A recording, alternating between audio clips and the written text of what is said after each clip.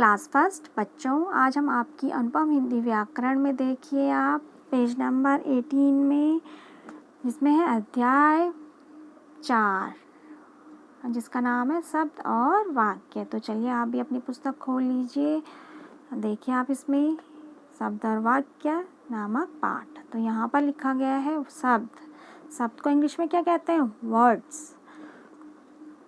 तो आप समझिए क्या होते हैं शब्द? वर्णों और मात्राओं के उचित जोड़ से शब्द बनते हैं। प्रत्येक शब्द का कोई ना कोई अर्थ होता है। चित्रों के नीचे दिए गए शब्दों को देखिए, पढ़िए तथा समझिए। जैसे यहाँ पे लिखा है लड़का, तो यहाँ पर क्या है? ये लो है, वर्ण है, और फिर को भी वर्ण है। फिर इसमें क्या आ रखी है? मात्रा आ रखी है आ की। तो बना, ये मिलकर बना लड़का। कमल, कमल, यहाँ पर वर्ण ही वर्ण है, यहाँ पर कोई मात्रा का प्रयोग नहीं हुआ है। इसमें है गाय, तो गौ पे आ की मात्रा गा, और यो मिलकर बना है गाय। तो यहाँ पर क्या है? वर्ण भी है और मात्रा भी है। तो वर्ण और मात्राओं को मिलकर क्या बना है? शब्द बना है एक। जैसे लड़का शब्द बना है, कमल शब्द बना है, गाय शब्द बना है। इसी में देखो आप, यहाँ पर लिखा है मटर, मटर, ढो पे ओ की मात्रा, तब लो और को, तब कौन सा शब्द बना? ढोलक। और फिर है लीची, लो पे ई की मात्रा, चौ पे ई की मात्रा, तो शब्द है लीची। इसी तरह आप देखिए जी, लड़का, कमल, गाय, मटर, ढोलक और लीची, ये सब शब्द हैं। इन शब्दों का कुछ ना कुछ अर्थ निकलता है ना। जैसे आपको लड़का बोला जाए तो आपको अर्थ समझ में आ रहा है कि लड़का है कोई, कमल एक फूल है, गाय एक पशु है, आ रहा ना, एक अर्थ निकल कर आ रहा है।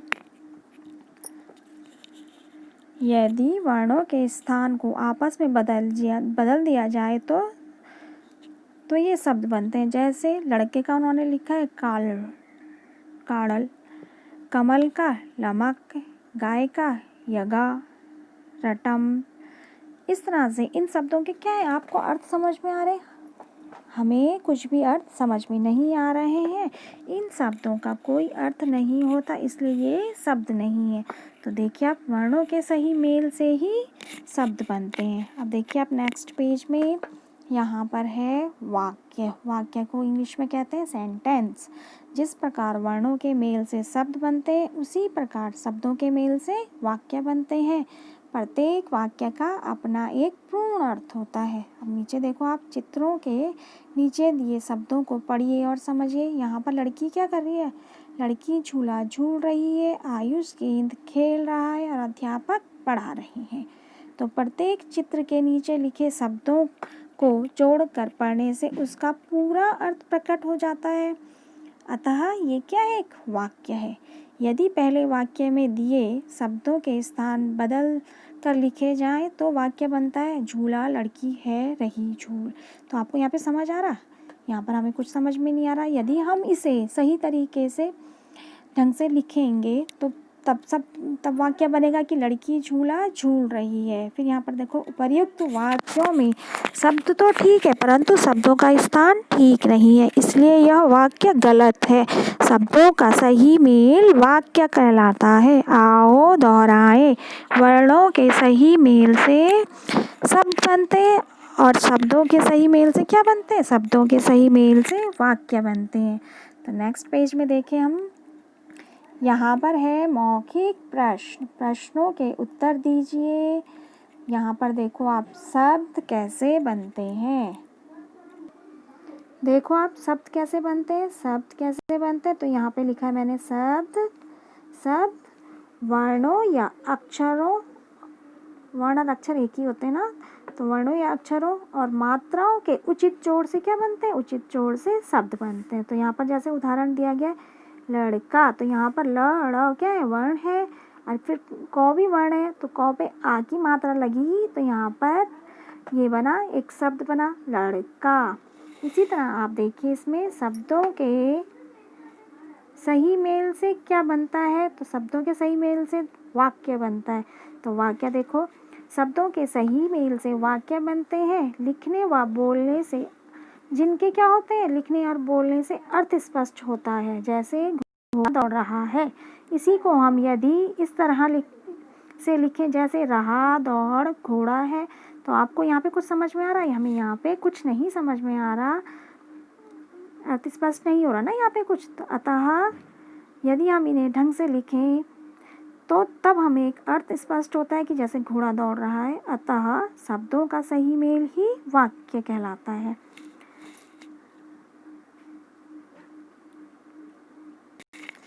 इसी में आगे देखिए आप, दूसरा है लिखित प्रश्न।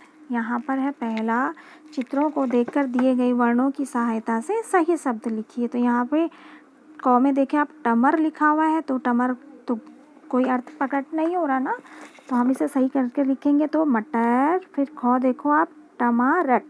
टमारट आपको कुछ समझ में आ रहा? नहीं आ रहा, तो इसे हम सही अरेंज करके लिखें तो टमाटर। टमाटर लिखते ही आपको एक अर्थ प्रकट हो रहा है कि टमाटर एक लाल सब्जी है ना। फिर गौ में देखो आप, रॉथोमस। रॉथोमस भी गलत लिखा हुआ है, इसे हम सही करके लिखें थर्मस, थर्मस। फिर नेक्स्ट देखिए आप, घ यहाँ पे है मलीच। मलीच, मलीच को हम सही ढंग से लिखेंगे तो मछली, मछली।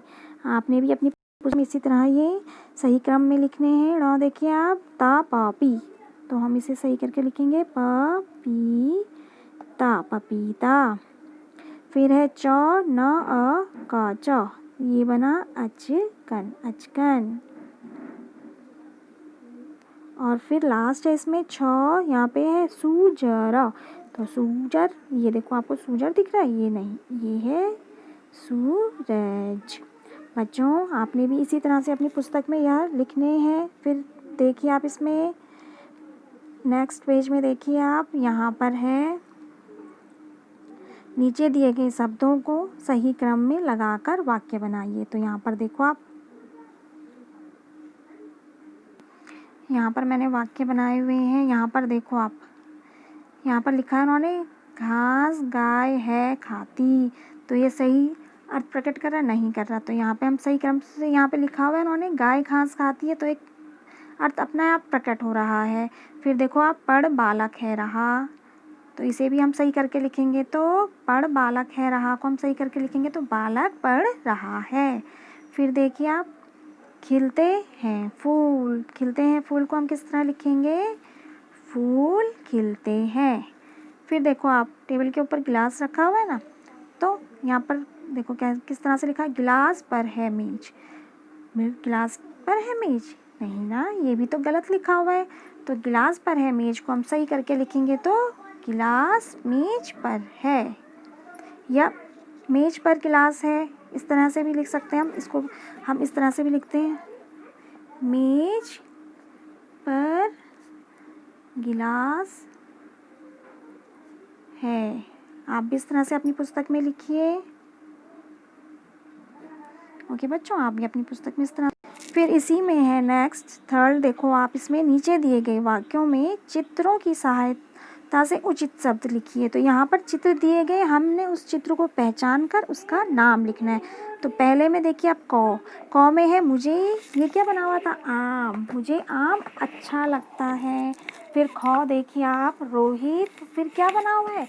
रोहित के सामने वहाँ पे बनी है पतंग, तो यहाँ पर हम लिखेंगे पतंग, पतंग।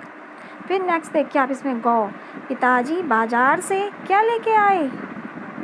ये है सब्जी। पिताजी बाजार से सब्जी लाए। फिर घौ देखो आप, यहाँ पे मोर का चित्र बना है, तो ये है मोर नाच रहा है। फिर देखिए आप नौ, आसमान में ये क्या है? काले बादल दिख रहे हैं ना, तो हम यहाँ पे लिखें काले बादल चमक रहे हैं। तो बच्चों आपको भी अपनी पुस्तक में यह कार्य करना है, ठीक है? अच्छी अच्छी राइटिंग में आप भी अपनी पुस्तक में यह कार्य करने की कोशिश कीजिए। ओके बच्चों, थैंक यू।